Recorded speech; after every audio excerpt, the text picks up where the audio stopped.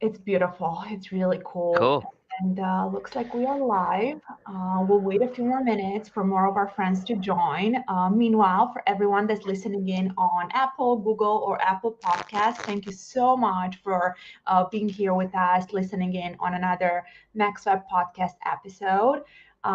We have a really special guest with us today, my good friend Aria, who is a rock star. But because we did start 2-3 minutes early, Aria, I would love for you to give everyone just a short background on how you got in the industry because I love that. It's always so interesting to see Yeah. where people were before they got into the before we became digital nomads, right? So Right. welcome. Thank you for having me. I am honored and grateful to be on. Whoop, whoop. Um, yeah, I guess with a lot of stories that you hear, people don't they don't plan to be in this industry from a lot of people that I've talked to. I know I didn't. Um, the way that I really got in was I was going to college for a semester and I was playing soccer and I was like super passionate about it. And then something pulled me to, I remember I was in an entrepreneurship class and the teacher teaching it had us do a project. And during the project, she was like, okay, so I want everybody to create, you know, an entrepreneurship project on like, what you want to do, what kind of impact you want to create. And me being the rebellious student that I was at the time, I was like, okay, well, what have you created? You know, not to be rude, but like genuine question, right? And she was like, I haven't. So at that point, I was like, okay, learning, it's like learning basketball from someone who doesn't play basketball, right? So at that point, I really decided to drop out and then leave my hometown because I was born and raised in Houston. My family came from Iran. I was first generation American. I am first generation American. So Um, I left and then I decided to move a week later from Houston to Austin. And as I was driving from Houston to Austin, I was looking on my phone for a job because I didn't know what the hell I was going to do. I was like, you know what? I'll figure it out. Whatever, we'll make it happen. And then as I'm driving, I applied for a basic sales position at this company called Six Pack Shortcuts. I don't know if anybody's familiar with them, but they were really big at the time with Mike Chang and Six Pack Shortcuts. So I got a job there and just as a basic sales agent, like calling partials and calling the prospects. And I got to a point where I was like really, really good. Day one, like I came in and I just started crushing it and putting up a lot of sales and I revived the team and then I moved to tryout trainer and then manager and then I essentially managed a lot of the in-house team at the time. Um, and that was how I got my start in the industry. And then now it's transitioned to like I left and then I went to a company called Webforce and I built their call center and sales team from scratch. And then I left there, and now I'm doing everything for myself at Salesbound, which is essentially just a third party sales service for people who, in the direct response e-commerce space. So we're essentially doing the same thing, but my start was just that. I went to Six Pack Shortcuts, and I was like just basic salesperson, calling the worst of the worst leads, and I was like really good at it. And then the rest is kind of history. Yeah. Well, that's awesome, and that was my the perfect segue for me because I wanted to. We have a lot of affiliate and product owners that are watching and listening to the podcast, and while we usually have a lot of affiliate experts or product owners, I just thought it would be so valuable to have you and bring your expertise when it comes to the customer service aspect of our industry.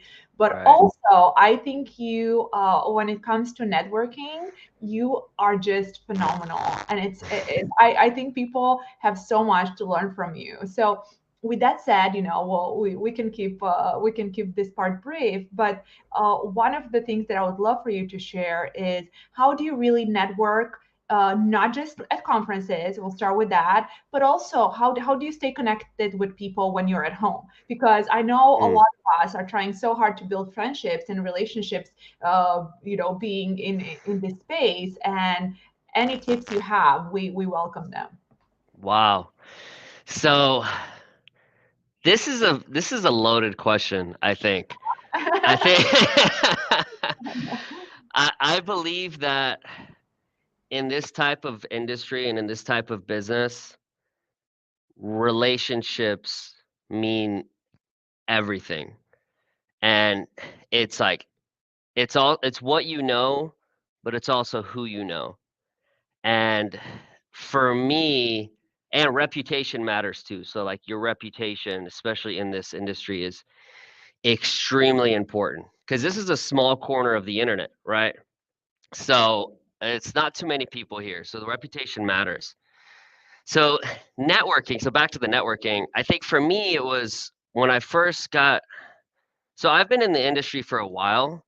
However, I only recently started to want to spread my personal brand. And this is actually something I've never shared before. Just a heads up. So like the stuff I'm about to share is like super I've never shared. So You can I'm really be vulnerable, Aria. I'm This excited. I'm always about vulnerability and an open heart. Right. You know this. I know. So when I first got started, I was a lot really focused on the back end. So I was just like grinding, head down, going, going, going. And I realized that it was super important for me to start building my personal brand and image in the industry because it was going to matter for our business success at the time. So what I started to do was I started to well, first off, I'm really good at what I do. So like I think it's really important to be super good at what you do. But once you're really good at what you do, then it's like, okay, now I'm like, I'm gonna go to all these conferences. And I went through a spurt of like going to every freaking event. You probably know, like I went through every single event back to back to back to back to back. And I was meeting a lot of people and I was like introducing myself to a lot of people and like that's it. I was like meeting so many individuals. But then it got to a point where I was like, okay, now that I know so many people, I think it's important for me to go deep with a small collective group of people, individuals that I resonate with. And I really believe your vibe attracts your tribe. So, like, who is it that you vibe with? Who also is at the same, if not higher level than you in business and some sort of intellect? Because if you're the smartest person in the room, especially in your friend group, I really believe you're in the wrong room. So, like, how are your friends looking? And then once I went in, I was like building deeper connections with so many different individuals, and one of them was you. And now it's like, and that at that point, you're like, okay, you have a really good friend group who are all badasses in the industry, but it all starts from like being good at something, being the best at something, one thing. Like you don't have to be good at freaking like 20 different things. Like just be good at one thing, be a master at it, and then make sure everybody knows that you're a master at it. And then whenever you are networking and meeting new people, then it's like people really want to connect and meet you because you're a cool person, you're a genuine person, you have an open heart, you're a badass, right? Stuff like that. But also you're really good at that one thing, which is going to help them with their business too. So it like it all kind of correlates. If any of that like kind of connects. Does it connects perfectly because you actually did not started going to all these conferences before you worked hard. So as a Right. testimony to what we always say, you have so many newbies coming into the industry, and sure, it is possible to make a lot of money in our space, but Yeah. you can really take hard work away from the equation. You can. I mean, I really don't believe the new generation will tell you to work smart, and absolutely, but you also have to work hard. I have not seen one successful entrepreneur in our space who would say, you know what, I work really smartly for like a half an hour every day and I succeeded. So Right. that's exactly, you had to work hard. And but Yeah. So when you're home, so let's say you went to a conference, you vibed with a lot of the, the right people, but maybe you didn't get a chance to connect with everyone that you wanted. Do you usually do like an email, like a really cool, like bubbly email? Do you try to get on a call with potential like partners? What's your favorite method to really connect with people once you're at home? Um, it's a good question. I think that email is like outdated in regards to email is great, but I feel like it's not personal. Um, for me, what's helped me build my reputation into where I'm at now in my life in this industry has been uh, Facebook has helped me out a lot. So I truly believe if you're first getting started in this industry, maximizing Facebook and like creating your personal brand on Facebook and connecting with the rock stars in this industry through Facebook is super important. Um, and like getting into groups and like connecting with individuals, all of that is super important. But also like adding someone on Facebook and then messaging them like, "Hey, so good to meet you. Um, let's chat soon," or like this party or event was so fun, right? Wow, like just stuff like that, a genuine connection, not just like just saying things to say things, but adding people on Facebook, I think is huge. I think Facebook is one of those things that isn't talked about enough in this industry, Well, but probably everyone doesn't want to know everyone else how helpful it is to them, right? Because not everyone has the abundance mindset. So a lot of right, people are afraid to tell you like what works for them. Facebook has worked for me, and recently Instagram is just really right. helpful. Like in South America, I've noticed that a lot of people prefer Instagram over Facebook. So I just started using it more because, hey, if it helps you connect with people, why not, right? So Right. And you have like that personal profile on there too. So instead of just sending an email, which exactly. people like I mean I probably get hundreds of emails a day, right? Yeah, Some we people all get thousands, some people get tens of thousands of emails a day. So it's just a matter of why email someone when you can just add them, put them in your virtual social circle, and then be able to reach out to them on a personal direct message and then connect through that. And then from there, you could like get on a call or something and see how you guys can work together or just chat. But I yeah, I think Facebook and social media is big. Okay, beautiful. So now the hard questions. I'm joking, I promise. Nothing personal today. But obviously, because you are on the customer service side, I would love for you if you can tell me any trends that you're seeing when it comes to customer behavior. Do you feel like people are buying less? They are online shopping. They are picking up the phone less. Any type of trends that you can see, we're gonna find helpful because it might be common sense to you, but maybe we have no idea. Yeah. Uh, so just a background of like what I do for anyone that doesn't know that's on this right now, just brief. Um, at Salesbound, what we do is we do phone sales for our clients. So we do outbound phone sales for people who have brands and direct response and offers and also e-commerce. So we call customers after they purchase and we upsell them additional products and services. So we don't do customer service too much, but like we do a lot of phone sales, but it's the same concept, same question, which is like, okay, what are we noticing that's different? I think one thing that we're noticing is that a lot more people are putting their phone number on the checkout page, um, which is very helpful for if you have like an internal team that does phone sales, or if you're third partying it out with someone like us. But if you have like an internal team, we've noticed that a lot more people are fine with putting their phone number on checkout because it's so common for delivery people to pick up the phone and like call, where they're delivering to. Hey, where do I put your package? Blah blah. In regards to buying behaviors, um, I think that I'm seeing a lot of high AOVs.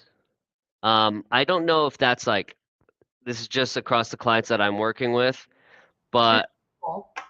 it's and all my clients are in the supplement space and health and wellness space right now. But we're seeing a lot of high AOVs, um, and customers that purchase a good amount of product and aren't refunding.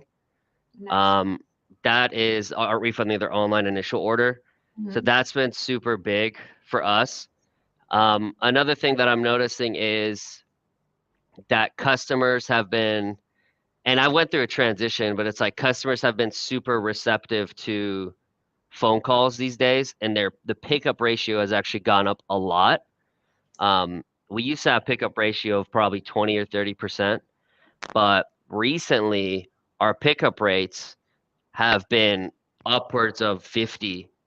So if 100 customers come in and we call those 100, we will probably get around 50 to 55 of them to pick up Wow. on day one.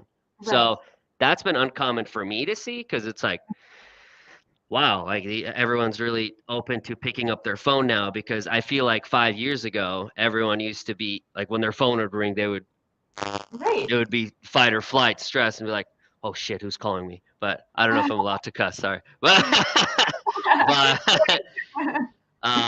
but yeah, but now recently, like a lot of people are picking up the phone and they're being very receptive, and we've noticed that trend of adding a a phone number and also calling your customers Mhm. has been received very well from the customers. Right. And on a side note, and you might ask this later or soon, but like on a side note, I think having phone sales is the new trend. I believe that there's a phone sales, back end phone sales revolution that's happening right now.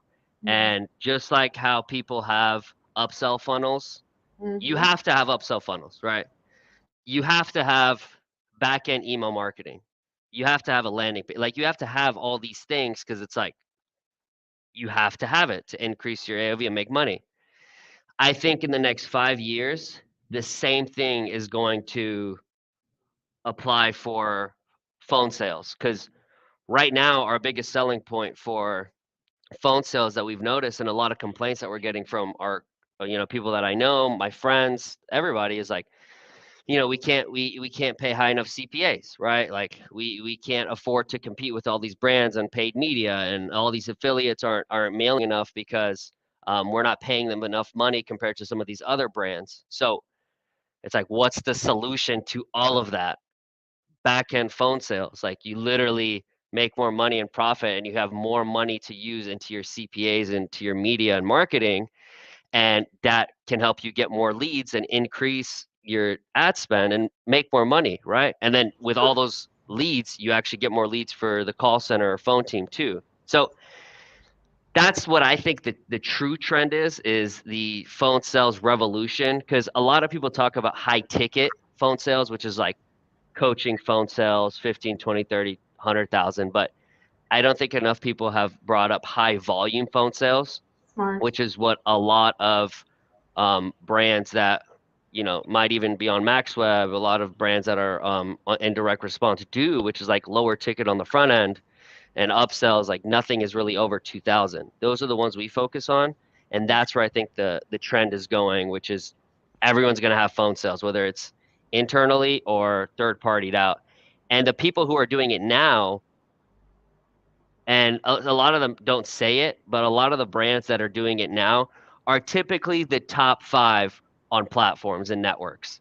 Of course. Why? Because they make so much on the back end. That's They like the secret, right? exactly, and you actually made a lot of wonderful points that are helpful to us. The average order value being decent and good, it's important for us to know that. That means customers are still spending money. A lot of our offers are supplements and health beauty products, so it's so important to know that people are purchasing. And I think it was super interesting that you mentioned customers are picking up and picking up Hmm. more. I don't know if it has anything to do with COVID and people feeling the need to have that connection, and they get excited when they connect to another human being, or maybe Right. the generational change, right? not like, oh, millennials usually hate to be on the phone, but maybe, not everyone is like that. So that's an Right. interesting point. And honestly, to any product owners listening, it is an easy way to be able to afford higher CPAs for affiliates, right? Because for us, it's very important. Like, we do need high CPAs to be able to run traffic. And, besides having that opt-in for your email list, not as many people read emails. I think more people have a cell phone. So when it comes to Right. phone calls or SMS and anything that's, going to be the future, it's definitely very valuable. So For sure. I agree.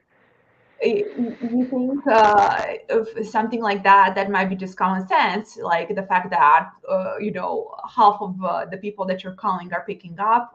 It's not important, but it's so valuable for us to learn stuff like this, and not everyone is excited to share what works and what doesn't.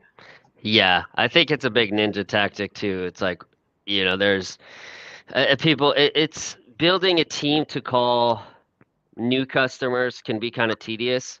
However, there is such low-hanging fruit in like calling your declines, people who try to purchase and it doesn't go through. Like, call them, say, hey, your card didn't go through. I see you were trying to get 6 bottles of the greens and it declined. Like, let's get that processed. Or even the prospects, prospects, even if they didn't click buy, like they just leave your cart, you still know they're interested. They were putting some of their info in. So those are two low-hanging fruits that I recommend everybody hire someone internally, and it's not something that really needs to be trained too much because you literally just call the decline and say, hey, you were trying to get 6 bottles, it declined, like let me get that resolved for you. Or the prospects, you're like, hey, I see you were interested in the product but you didn't purchase, like let's get that set up for you. Like, that's it for those two. The new Amazing. customer pitch is when it gets kind of more difficult because you have to actually, go through a pitch and actually create a script and stuff like that. But for the declines and abandons, it's really low hanging fruit for sure. Amazing. I like that. All right. So besides, we the trend of the phone sale revolution, how you called it, I like that. I'll quote you on it. So besides this as a trend, anything you're seeing that you think this year is going to be like a turning point for us in the industry?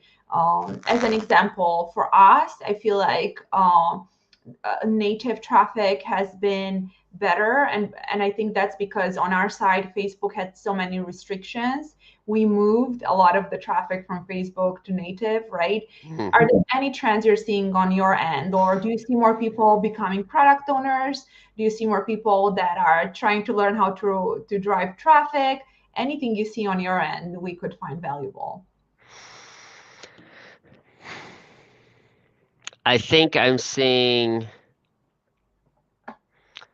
So the way I like to look at how people think is, there are three batches of thought processes in business in my mind.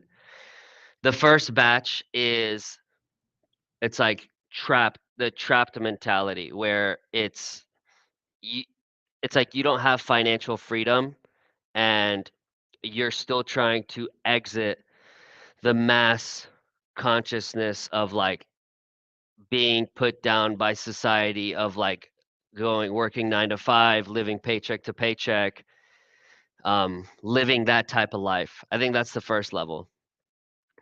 The second level is where you're making enough money to be financially free. So let's just say, for example, it's like you're making 20, 30,000 a month, right? And like you're financially free and you're happy and you're traveling and you're doing this and you're doing whatever you want in your life. It's like the second level. Third level is you're you've already got the second level down, but the third level I think are super visionaries.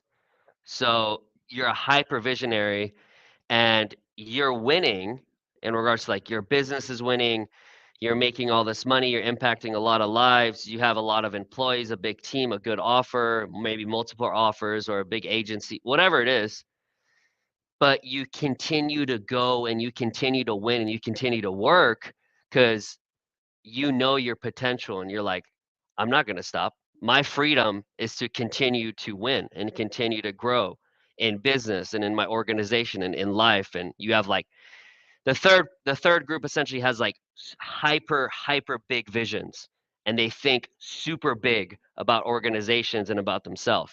So the trend that I'm seeing from talking to a lot of people, and like I've been helping a lot of people with mentorships and stuff like that, I've been seeing a lot of people and offer owners and people in our industry start thinking about going from the second group to the third group. So a lot of people are in that second group thinking, the 4-hour work week and like financial freedom and, life freedom. I do what I want when I want. And a lot of people are happy there. But the trend I'm seeing is there's a percentage of people now that are awakening to the fact that you can go to that third degree because they've become more I don't know why. I don't know why actually, but I do believe that's the trend of people are up leveling how they're thinking, like just humanity as a whole, right? But especially that second group of people, a lot of them are starting to up level the way that they think and to want to get into that third group, which can lead into like owning a great offer, but also owning a great company around that offer. So wanting to learn the systems of like, okay, what systems do I need to have a badass offer? Or what system do I need to have multiple great offers? Or what systems do I need to have a really good agency or manage or grow a really good platform? Like people are wanting to learn that now because they're seeing so many people do it and they're like, oh, it's possible, right? Do you think it could be also a legacy thing? Like many people wanna, leave something behind, and it's just that, I don't know if you're seeing this for a specific age group or just, specific humans, but I think for a Hmm. lot of people, after, they're able to have fun for a while, it just becomes so important to leave something behind. It could be a company Yeah. or I think that I think it depends who you ask. I think that's like it's super subjective. However, yes, I do believe that many people that are in the second tier, like the second group of thinking, are now thinking about what's my legacy, right? You're right. Like what do I want to be known for? What do I want the world to know me for? What kind of impact do I want to leave on society? Because it's super cliche, but like making money's great. It's great. We all know this. Like, it's a great thing to enjoy. It's a great thing to do, but it comes down to impact too. And I do believe a lot of people are wanting to see and believe and know and want to leave some sort of awesome impact. And yeah, they're realizing through all these social networks of like TikTok for a lot of the younger generations, and then Instagram and Facebook, and then YouTube, and then what's being shown on social media. And then now you have all these, and it's been recent, right? You yeah, have all in the past like 8 years or 5 years, you have shows and movies coming around about like um, being a like a Steve Jobs documentary, and then you have the WeWork documentaries that have come out, and the WeWork movies, and the show called Billions. Like you have all these things now revolved around hyper hyper third tier way of thinking. So now everyone's like, okay, maybe I do want to leave a legacy. Maybe I do want to grow a really great company and like help so many people and impact so many people's lives. There's so many different motives, but I do believe legacy can be a big one for sure. it definitely is. Legacy and Yeah. impact. You said impact, that it resonated right away because, even though many of us, and I speak from personal experience here, will do something that we're good at, like, running a successful business, but the return on investment when it comes to charity, it's fantastic in third world countries, or, we make money doing what we do, but then it's so easy to help and impact sides of the globe where $5,000, it's a lot of money, right? So I Right. do that. I have seen that in our industry, and more recently of our friends and everyone in general just wanting to make an impact and helping, especially because we in our in the tech world, we are the I don't know if we're the lucky ones, but it's the industry that's growing, and it's, it's easy for us to have an impact. I'm just Right. curious, like, do you see a lot of these individuals spending time on themselves too as a trend in the business world? I feel like more and more people are investing so much time in, I don't know, anything that 10 Right. years ago would have been taken as a joke, like breathing Damn, exercise, that's so true. right? Like Right. when I started, right? I mean, I'm hopefully I look younger than I am, but when I was 19 and 20, and going to college, everyone was like that greedy hustle, working hard. No one ever spoke about retreats, learning how to breathe, to be able to welcome mindfulness. But now I see it everywhere, right? I mean, Right. these fantastic, brilliant people are talking about taking care of their mental health and themselves to be able to make more money. Right. Are you seeing the same thing? Like, I feel like Yeah, people are investing in themselves. for sure. 100%. I've been seeing this trend too, which is like you said, a lot of people are investing in themselves, and not just investing in themselves for like masterminds and stuff, but investing in their physical health and Yeah, investing in things that are going to up level them. And I've been it's been a the conversation's been very normalized recently of how can I make my brain and mind better, yeah, and the practices of how to up level your brain and mind are practices that, like you said, 10 years ago people would have been super skeptical about, whether exactly. it's like going to some sort of therapy, right? Or to up level your mind and to really make sure that you're working on yourself, or doing some sort of nutrition plan that's like out of the ordinary, or like going to some sort of um, event that's focused on personal development, which there really wasn't too many like 10 years ago, but now it's like a big thing. Yeah, Um, and people have been diving more into how they think, if that makes sense. Like people have been it's been a common conversation of like, how do they think? How do yeah, you think? How do I think? How can I improve the way that I think? How can I improve the way that I feel? And how can I up level and become personally developed, right? But just essentially always up level yourself through many different means, right? But again, all these means 10 years ago, like you said, it wouldn't have been so common, but now it's just such good conversation of like, hey, like how can I up level myself? And it's such a common conversation for sure. it is. Now, Now, exactly. That's key word. And I never have the opportunity to discuss this, and we never have discussed this on the podcast. But I think it became cool to be vulnerable. I think that's brilliant, and I love the fact that being vulnerable is seen as a superpower now. Where right, 10, 20 years ago, the only the strength came from strong people that never cried, that never broke down. And we learned through vulnerability, because brilliant people realize I need to share my struggles with others, and that will help other people be vulnerable and work on their stuff. And because a bunch of people were open and vulnerable about their own feelings, we're not just thinking on how we think about stuff, but it also how we feel about things, right? oh my goodness, you're Because so right, we realize when we feel certain things might be there, those things might not be correctly aligned with our actions, right, our feelings. And we right, we were I was born and raised in Eastern Europe, so being vulnerable is for it's not politically correct. It's not for smart people. right, Smart people are strong. Smart people don't cry. Smart people work hard and not complain, right? Which is right, silly, because you need to work on yourself. And I had the opportunity to move to the U.S., became a U.S. citizen. I still love a million things about Europe, but being part of the American society. But this is really a shift in the last 10 years, and I'm back in Europe now. But yeah, it makes me happy to see that you're seeing the same thing. People are actually investing in their mental health, emotional being. They're being like excited to get coached on feeling stronger and learning how to think positive thoughts, right?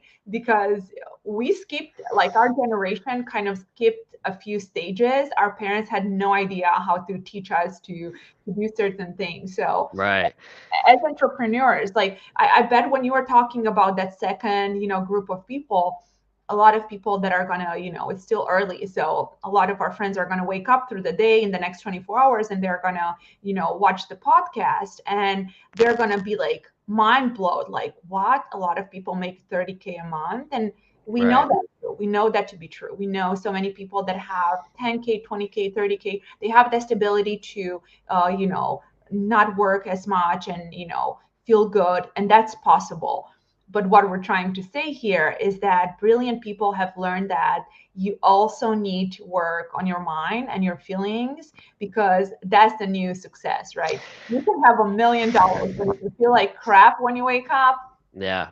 So you have a really good point, and this is actually something I've preached a lot recently, which is it's really interesting you bring this up.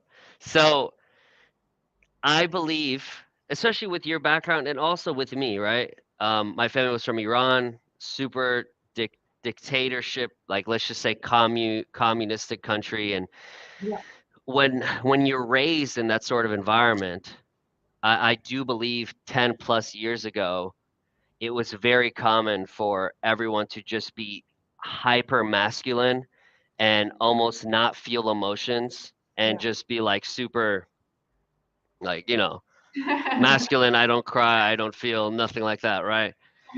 And the another trend that I've been seeing recently with a lot of hyper successful entrepreneurs and a lot of friends in my circle has been to be okay with like how you feel and Mm, be okay with feeling your feelings and yeah. essentially feeling through your feelings and not like hiding it or not holding it in, because I've realized that the more you hold it in, the worse it is for you to be a hyper successful entrepreneur, because you're holding back a lot of these emotions and a lot of these feelings, and those feelings can turn into blockages and can eventually turn into traumas and can really mess up your success Yep. because you're like drowned down. But if you're able to feel through it essentially and be okay with feeling through it and realize that up leveling your thinking is super important, but now we're moving into how do you up level your thinking and how do you up level your feeling, because they're two different things. And then how do you up level like your spiritual life and your emotional life and your financial life, because they're all pretty much connected, right? And the new trend recently is for people to get out of that. Oh, it's not been recent, probably in the past 5 years, to get out of that like essentially non-feeling state and Mm, realize that the more you can be yourself and up level your feeling and be okay with feeling, be okay with the way you think and be okay with being yourself and then knowing yourself, because you can't be yourself if you don't know yourself, then you move into like, okay, now I'm truly up leveling my life, right? amazing. I love Right. it. I got goosebumps, right? That's always that's how I know the conversation is good, because I get goosebumps and it's Same. I do I too. love it. Yeah, that's why I always like a lot of our podcasts to be just a conversation, because that's the easiest way to know the conversation can go anywhere. So thank you. I love that. I would love if we spend a few minutes thinking about that first group of people, because a lot of our affiliates have started from. So long story short, every time we have an affiliate that's just starting and they're telling us, I was able to quit my 9 to 5 because I make enough money to quit my 9 to 5, that's a personal like win for me and a lot of Right. account managers too.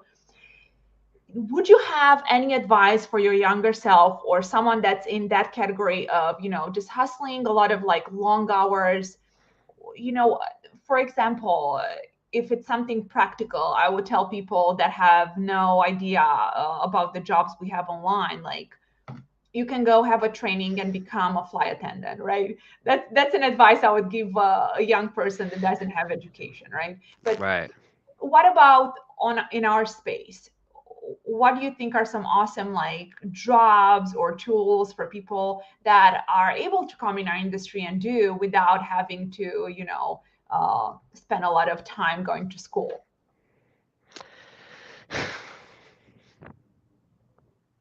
Um, man, this is loaded. I think this is super loaded because like there's so much good resources. So I'm trying to think of like some so one good resource is this podcast. Like this is episode 30, I believe, and all the 29 before this are with And to each one. I what was it?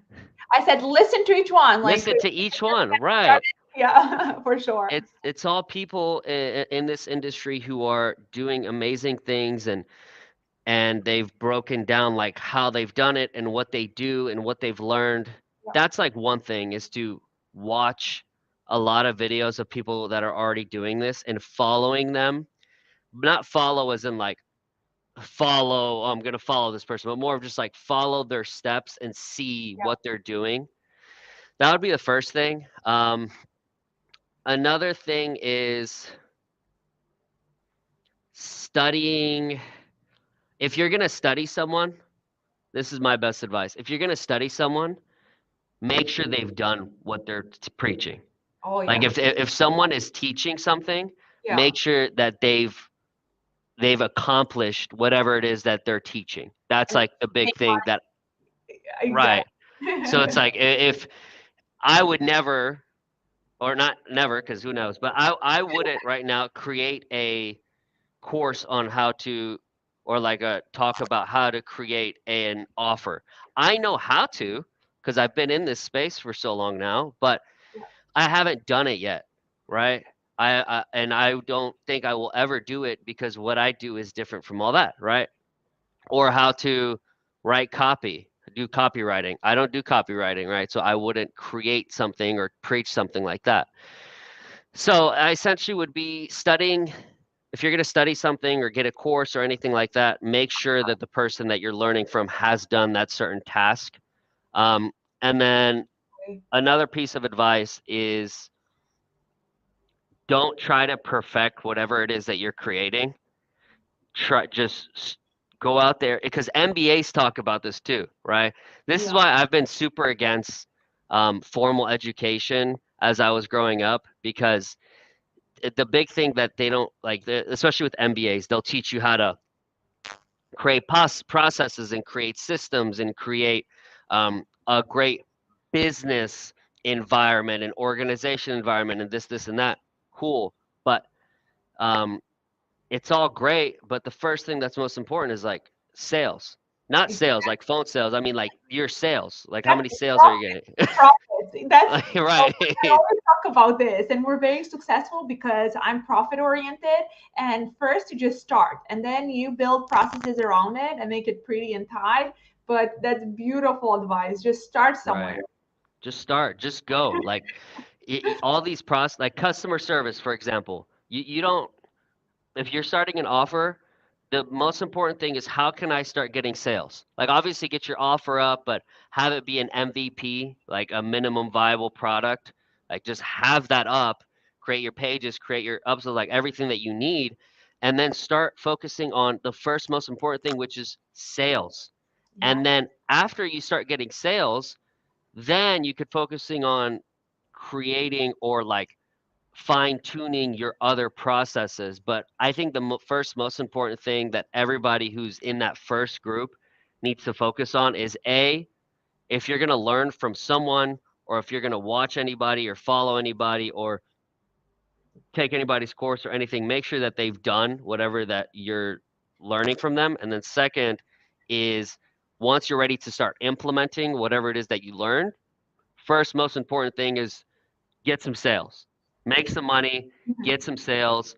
all those other tedious processes like, oh, I gotta get a great computer, or I have to get a great CS process, or I have to get a great this and a great that. All or that will come. a great administrative assistant. A Right, lot of people on stage will tell you to get a good administrative assistant, and that's beautiful advice once you have a very successful company and you need to save right, time. But first, you need to have, beautiful profits from sales before you worry about all the details, like having the best operations in the country. But it's going to be right, very hard to pay everyone if you don't start.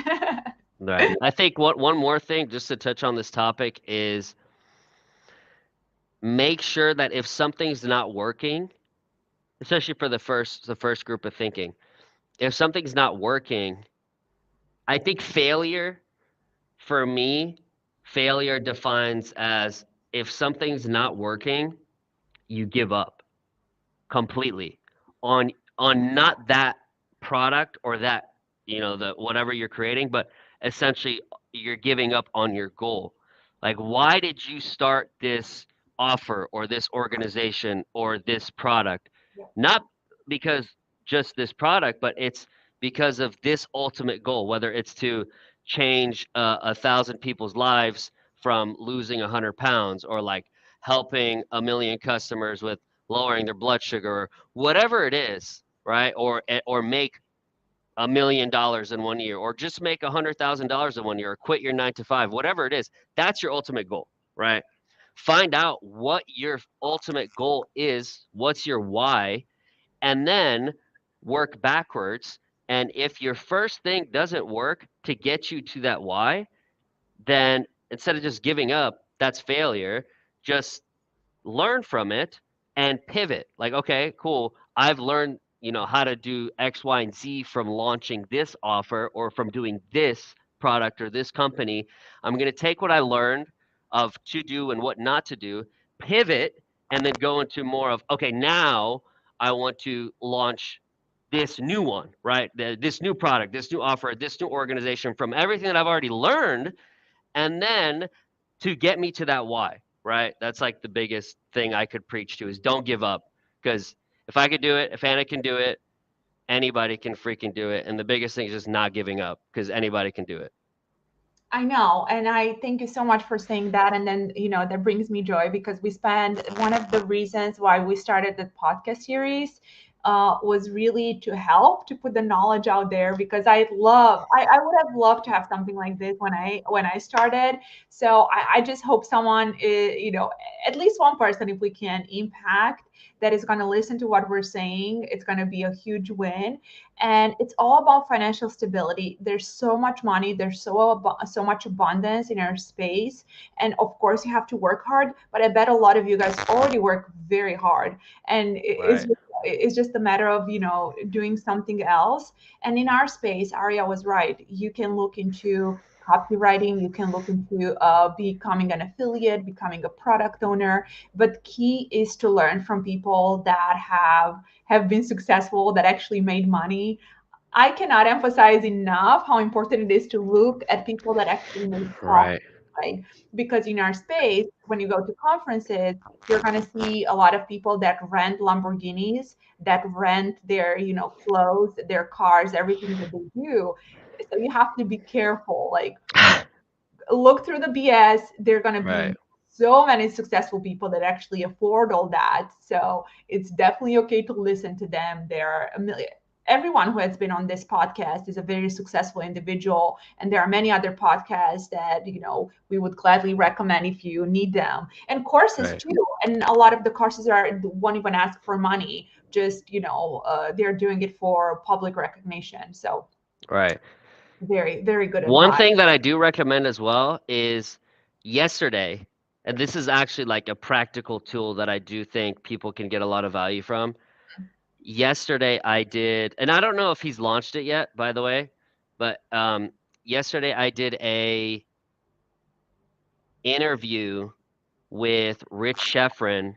Oh, And he was on the podcast a couple episodes ago, and it's called "Steal Our Winners." And I'm yeah. not getting paid for this. This isn't a promotion, but as a contributor to Steal Our Winners, I contributed to his course.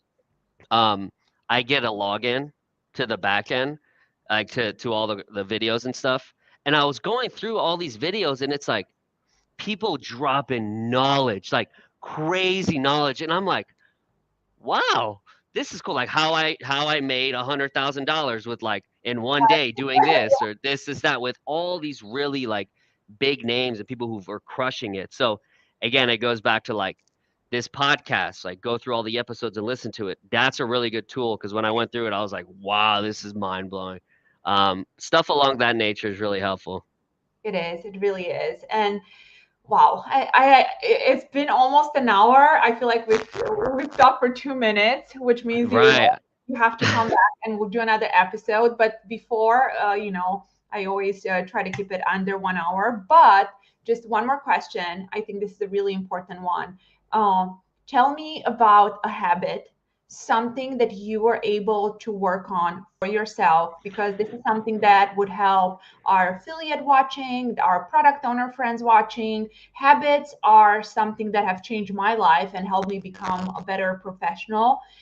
Tell me about one habit that you were able to change or shift or learn in the last, year or 5 years that you really think it would be valuable for people to learn. Wow. No easy This question. is a loaded question too. Like I'm So was in my fifth loaded question. That's we could go for hours. I believe that your habits make or break you. And there's a lot of habits that I've changed for not changed because like you don't really change habits, you replace habits. So yeah. there are a lot of habits that I've replaced in my life. And I speak a lot about team building. Mm, And I gave a talk the other day at a Diamond Day, and my talk around it was around how to be a better leader and how to build a badass team. um, And like there was a lot of things that I talked about. Like I talked about the 5 points of like building culture and like having good tech and this and that. But before I got started with the presentation, the first thing I said was before you're able to build a badass team and a badass organization, you have to first look at yourself mm, and you have to go deep within because whatever you like, the morals and ethics and the type of person you are and the habits that you have on a day to day basis, all that is going to leak and go into your team. Your team is essentially going to become you. You are your team. It all is one, especially as a leader in an organization. And if you're managing a team and you're leading a team, your habits, whether good or bad, are going to be picked up from your team. So, what we were talking about was like, okay, what are some bad habits that some people have? And it's really basic thing, like super basic things. Like some people have really bad habits of how they eat, right? Like how are you eating? How's your food that you're intaking, right? How many hours a day are yes, you mindlessly going through social media like Facebook and Instagram and YouTube, right? How many hours a day are you watching TV, right? Um, another addiction in today's society is like pornography, right?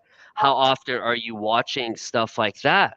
And then all that you kind of put together and you're like, okay, these, and I could go on that list forever, right? But these are all bad habits and habits that are actually going to destroy my brain and not empower my brain and make it better and not empower my life and make it better. So like what are some better habits to do? Okay, I have to eat healthier, right? It's easier said than done, but I'm kind of like just of course. paraphrasing, which is like I have to eat better. I have to do more exercise. I have to get more sun.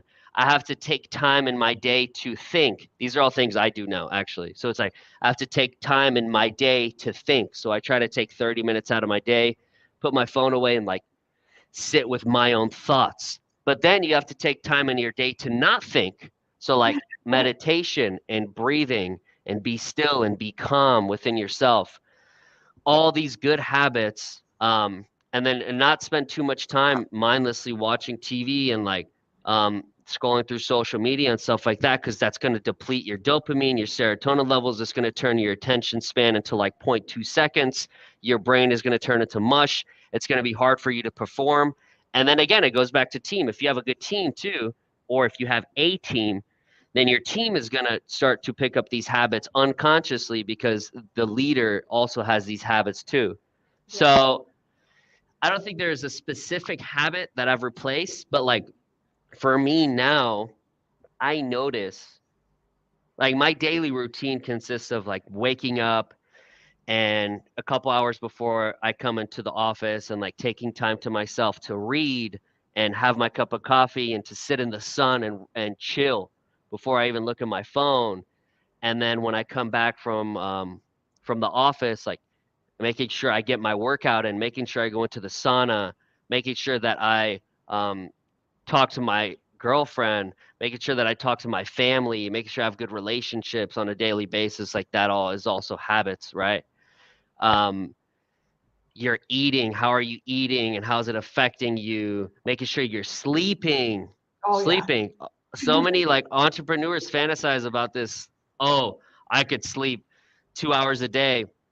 I can't. If I'm not asleep by 10, if I don't get like my 8 hours, I'm shot in the next day. So like I can't perform. So I think a big thing, again, this goes back to um, people that are going from the second stage to the third stage, but also from the first stage to the second stage. I think anybody in life, which is, it's become so common now to want to up level your mind and up level your emotions and your body and your thinking and how you are. So you have to find out what resonates with you. And on a point of habits, if you're like me, I want to pick up 20 different habits at once. Like I want to change 20 different things and literally start it tomorrow. Like I want to just do it all. But that's not sustainable and that's not going to work. So if Yeah. you're going to replace habits, I recommend um, only doing one or two at a time, two max, because if you try to do everything at once, it's not going to last. And then when you're picking up those habits, try to remove as much friction as possible from doing that habit. So, like, let's say working out, for example, if you have trouble working out, let's say you want to work out in the morning, that's your habit that you want to do, and you don't do it right now. The easiest way to not do it is to get up in the morning and you're like, okay, I have to go get my clothes here. I have to go get my shoes from the closet. I have to go get this. I have to you do all these things. This is friction stopping you. But Smart. what's going to stop the friction is before you go to bed, put your shoes right next to your bed and put your workout clothes literally folded on your in your bedroom right next to your shoes. Get your workout bag prepared the night before, right? So that's removing all the friction, and then or maybe just sleep in your clean workout clothes if it's comfortable, like who cares? So once you're removing the friction, then you're able to pick up that habit and it's easier to build it. Yeah. Love it. That's fantastic. I, we, a lot of the people before you said the same thing. So it just warms my heart when, we all kind of like have learned the same good things that we can, we can Right. help our friends that are getting started, or even brilliant people that I bet could be even better after learning some of this stuff. I'm guilty. I'm guilty for the longest time being horrible with myself and not sleeping enough, and I might still do that once in a while, but it's a matter of the way I tell my team. Like I don't want them to be like me. I don't want them to be overworked in the sense that they're in front of the computer for 18-hour days, because at least we know what to preach, right? And Right. as long as we know to work on that ourselves too. You are so right. Our team is gonna peak. that up and subconsciously they're going to be as good as we are. So that 100%. that's one of the best things I've heard in a long time. So you're awesome. You filled me with positive energy. So now You're awesome. I'm gonna go read something, and I'm gonna work. But then reading was a habit that it used to bring me a lot of joy. And since I got really busy, I stopped reading. I would obviously just read work stuff, business stuff, but I used to love reading like a good fantasy book, right? So I Yeah, picked that up, and I can tell you guys, habits like this that bring you joy and they help your brain stay young are, you can replace them. No drug or coffee or any amount of alcohol can give you what a good habit can. So for sure. I agree. that's the truth. All right. So Aria, thank you so much. You Thank are the you best. so much. I can't wait to see you again at one of those conferences. Maybe we'll do a live and show everyone in the industry how we dance. I Oh, They would love to see that, right? I 100%. That Everyone would love to see. We got it. Only you if we can't go forget live. about that. You can, and we would have to do a live so they can understand the vibe and why we vibed on those moves.